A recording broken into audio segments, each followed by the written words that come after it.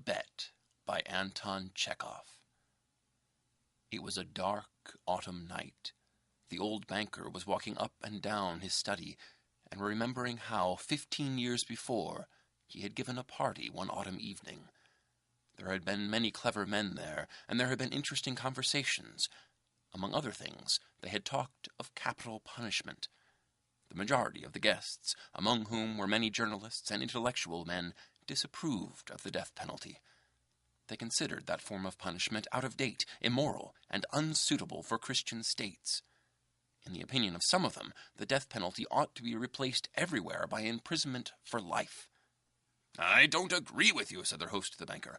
"I have not tried either the death penalty or imprisonment for life, but if one may judge a priori, the death penalty is more moral and more humane than imprisonment for life. Capital punishment kills a man at once, but lifelong imprisonment kills him slowly.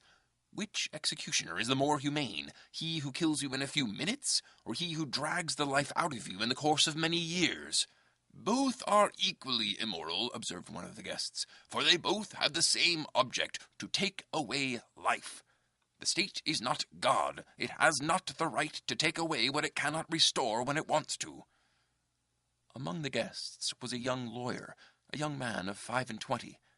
When he was asked his opinion, he said, "The death sentence and the life sentence are equally immoral, but if I had to choose between the death penalty and imprisonment for life, I would certainly choose the second. To live anyhow is better than not at all." A lively discussion arose. The banker, who was younger and more nervous in those days, was suddenly carried away by excitement. He struck the table with his fist and shouted at the young man, "It's not true! I'll bet you 2 million you wouldn't stay in solitary confinement for 5 years!" "If you mean that in earnest," said the young man, "I'll take the bet. But I would stay not 5, but 15 years.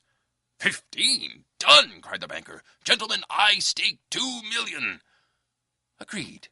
You stake your millions, and I stake my freedom," said the young man.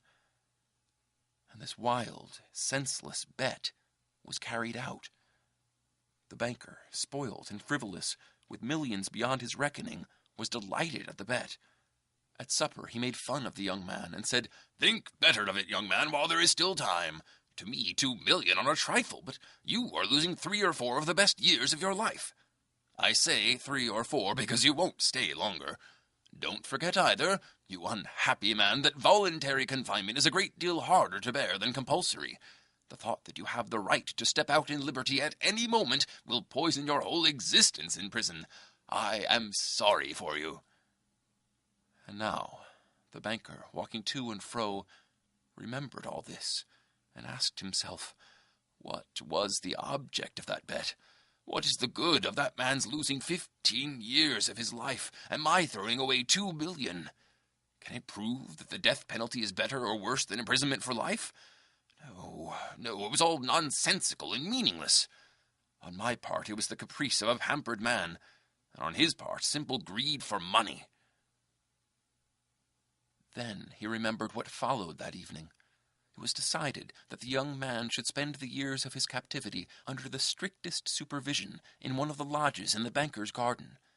It was agreed that for 15 years he should not be free to cross the threshold of the lodge, to see human beings, to hear the human voice, or to receive letters and newspapers. He was allowed to have a musical instrument and books, and was allowed to write letters, to drink wine, and to smoke.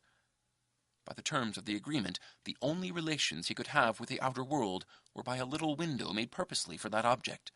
He might have anything he wanted, books, music, wine, and so on, in any quantity he desired, by writing an order, but could only receive them through the window.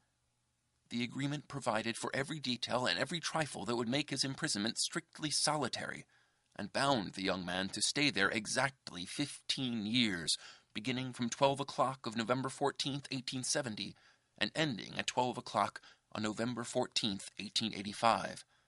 The slightest attempt on his part to break the conditions, if only 2 minutes before the end, released the banker from the obligation to pay him 2 million. For the first year of his confinement, as far as one could judge from his brief notes, the prisoner suffered severely from loneliness and depression. The sounds of the piano could be heard continually, day and night, from his lodge. He refused wine and tobacco. Wine, he wrote, excites the desires, and desires are the worst foes of the prisoner. Besides, nothing could be more dreary than drinking good wine and seeing no one. And tobacco spoiled the air of his room. In the first year, the books he sent for were principally of a light character, novels with a complicated love plot, sensational and fantastic stories, and so on. In the second year, the piano was silent in the lodge, and the prisoner asked only for the classics. In the fifth year, music was audible again, and the prisoner asked for wine. Those who watched him through the window said that all that year he spent doing nothing but eating and drinking and lying on his bed, frequently yawning and angrily talking to himself. He did not read books. Sometimes at night he would sit down to write. He would spend hours writing, and in the morning tear up all he had written. More than once he could be heard crying.